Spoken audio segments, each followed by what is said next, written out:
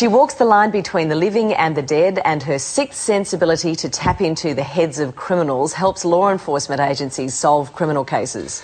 And now Allison Dubois is sharing what she's gleaned from the other side in order to help the living live better lives. Good morning, Allison. Good morning, Allison. Hey, thanks for having me. How can the dead help us to live a better life? I don't understand. What I've learned from people who have passed is what the regrets they seem to come through with. And I take that and then do the opposite of what their regrets were. So that really helps me. You know, they don't come through and say, I should have hoarded my money. I should have worked more. They say, you know, I should have complimented my wife. I should have helped with the kids more. I should have spent time with my children.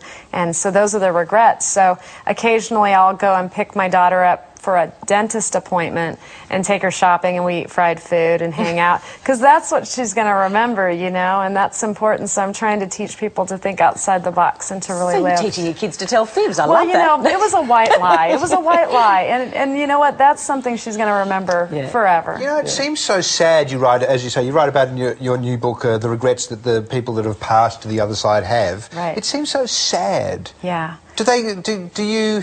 They're coming to terms with it, though, so it's actually a good thing because they recognize it. And it's the fact that they recognize it that can make it right. So, like, when I do a reading for somebody and I bring the father through and I'll say, your father's saying that he's made mistakes with you, that he's sorry he didn't spend time with you, that he never told you he loved you in those words, but he does, you know, things of that nature. And it really does heal something. I'm trying to teach people to make it better before they die and get to that point, to realize in life. So are they existing on the other side, angry and upset and not usually. I know that they're portrayed that way in movies and TV, but actually they're quite extraordinary on the other side. You know, moms that were talkative are still talkative and loud. Oh, so that never stops. That doesn't stop. No, they'll make your phone ring and nobody's there when you answer it. And the dads that messed around in like the workshop with the tools and stuff are still around their sons that are grown now that do the same things. And it's very cool. They have no lines on their face. They become the age that they were the happiest in their life.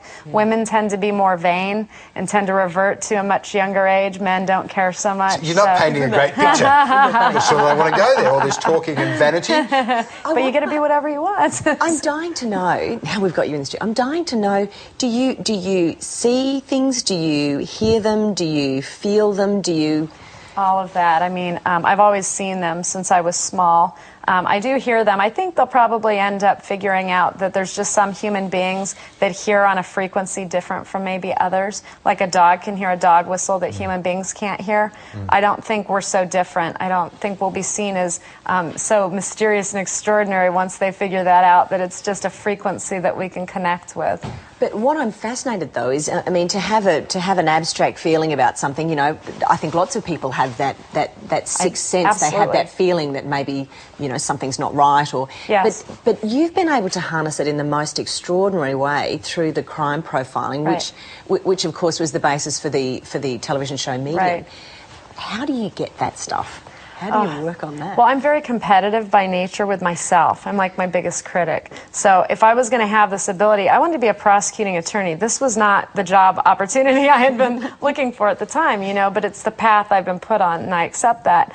But if I was going to do it, I was either going to be really great at it, or I was going back to law school. And I was just going to use it in my everyday life. So I went to a laboratory and let some scientists study me. And they gave me some extraordinary tests that I had to, you know, they ask a question to the other side.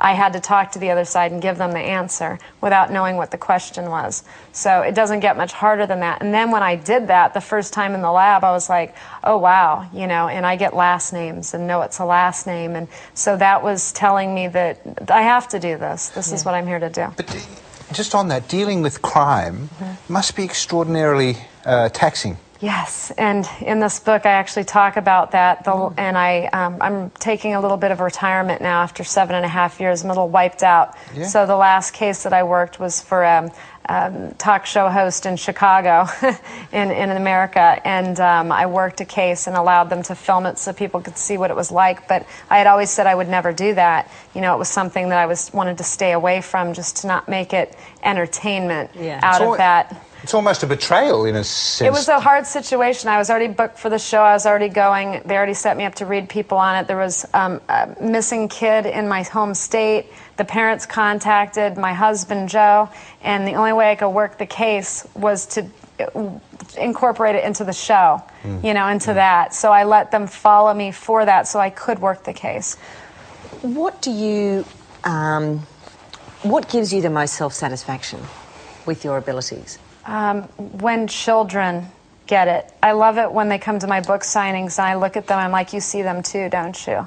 And it's so satisfying to me that I can take that generation and make them not so hardened, you know, that they get it. If they don't shut down, they're very open people. How can you teach kids, how can you encourage it in your children? Because I think my children see things, Sure. but I don't want them to be scared. Right. Because I was scared as a kid. Sometimes Well, it's... yours do too, don't they? Yes. Oh, mine are quite good at it, actually. My oldest is very competitive with me. I'm like, okay, grasshopper, great. you know. You guys, you know, mommy's been doing it a little longer than you, so just stand back, you know. But she's very good.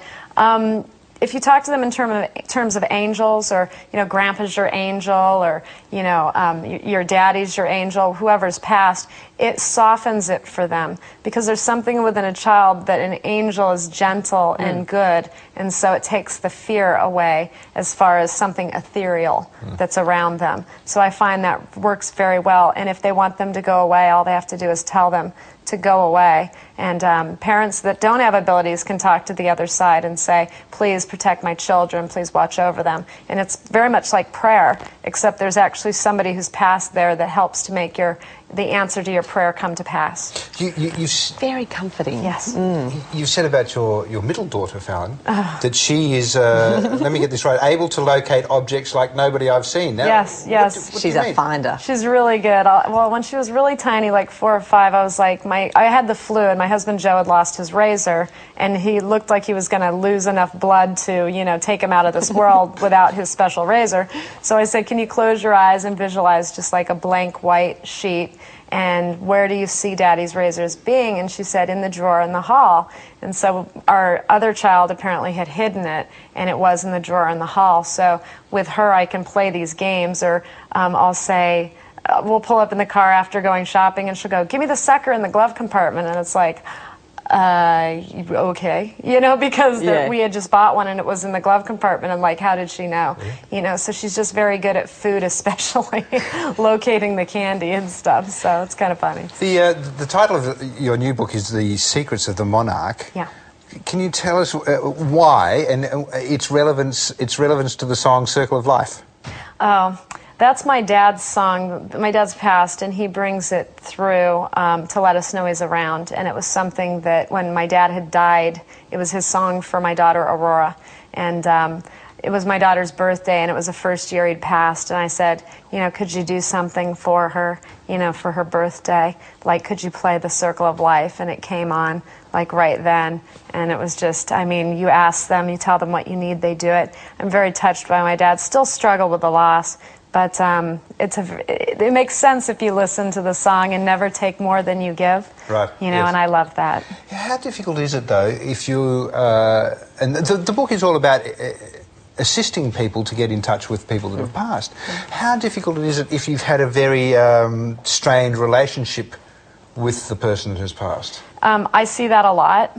I think it's important for the living to understand that when people make mistakes in life, especially our parents, that when they pass, they see their mistakes and they want to make amends, and that that's not something that you need to carry with you. Dads that didn't convey their affection enough is a big one that comes through, because moms tend to be more affectionate. Occasionally it'll be a mom, but often it's a dad that comes through. And if people keep in mind that they can shift their energy on the other side, and that they're not the same person they were in life exactly, because they lose their issues. Like if they were raised during the Depression and it was more about working because they wanted to put food on the table instead of holding your children, we have to understand that was because that was the time they were raised. It's not that they didn't love us. So that you have to change your perspective, shift it, and then realize that they as well have and would be more affectionate now. And they always say, I'm going to try and help you from the other side to make it up to you. You know, I'm going to be there for you now. So that's important. How can we encourage them into our lives? How can we be open to it? They don't even need encouragement. They're there. They're actually usually very frustrated that they'll send people a sign and the person will go, wow, you know, that perfume smelled just like my mom's. And then they'll go, oh, but it couldn't be. And they'll explain it away. And they're just like beating their head against the wall going, I'm trying to give you what you're asking for from me, and you're not hearing me. So I just always ask people to keep an open mind and to let your spirit be as strong as your mind, because if you overthink things, you miss a lot of it. Yeah. So take notice of the smells and the sounds. Old men liked the cigar smell. A lot of grandmas, the perfume, because that was identifying marker for them. Sound, definitely. Books, songs, things like that that were directly tied to the deceased will keep coming up. You have a dedication in the book to Steve Irwin. Yes. Yeah. Why? And would you ever assume to try and get in touch with someone like Steve Irwin? I put him in the dedication because I watched him on TV with my children for years, and he's big in America. And I used to look at him on TV and talk to my husband Joe and say, he really got it. I said, that's one person who is passionate. They're living their passion. He loves his wife, loves his kids. I was like, he gets it. Yeah. And it's nice to see a human being that truly almost seemed bigger than his physical self. He exuded that light. And when he died, it devastated our family, you know, just because he was such a good person. But I know good people die to inspire the world. He was one of them, unfortunately. That's what it cost for all of the rest of us to have an awareness of what good truly is.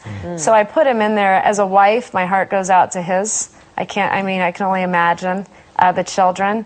That's hard. His son probably won't remember his dad. Yeah. He'll have to learn about it through other people. Yeah. So I really felt like I needed to pay tribute to him in the book. And thankfully there's lots of videotape for them to watch Of course. as well. Well, and when I do readings, though, often the children that didn't get to have the feeling of what it was like to be held by the father, things like that, it's something that they search for. So I would imagine his son will have a son and name it after his dad, and then he'll understand the connection better. So I see the evolution of family and the generations is very beautiful. Yeah, exactly. Because you hate to think of, you know, once someone's died, you hate to think of family holding those grudges and Yes. and still being angry Right. at them waste. for the things. It's a Yes, waste, it is a waste, isn't it? It's definitely a waste, and people need to learn how to let go of that. It's no way to live. It's no way to live. I have to ask you too, you mentioned earlier you go to book signings. Yes. And you have this uncanny knack to write in the cover. Yeah. The This is fantastic. Yeah. epitaph on the headstone. Yeah, I didn't even realize I was really good at that until the last couple of years when I had enough people run out of the room, you know, screaming, which makes me feel really bad. I told Like a witch. I told my husband, I said, imagine what it's like to live a life where you make people burst into tears. I'm like, you know, you have to be pretty secure as a person to do that, you know.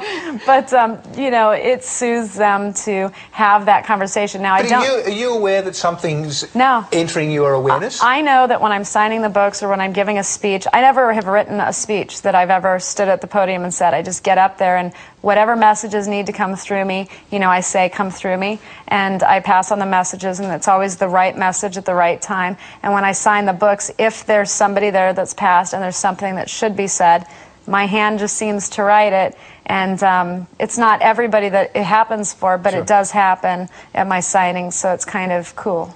Literally, wow, that's quite extraordinary. It's such a pleasure to meet you, and I know that lots of people will get comfort from this book. Thank you, I appreciate that. That's why I do it. Yeah, well Thank you done. so much for your time Thanks this for morning. having Lovely me.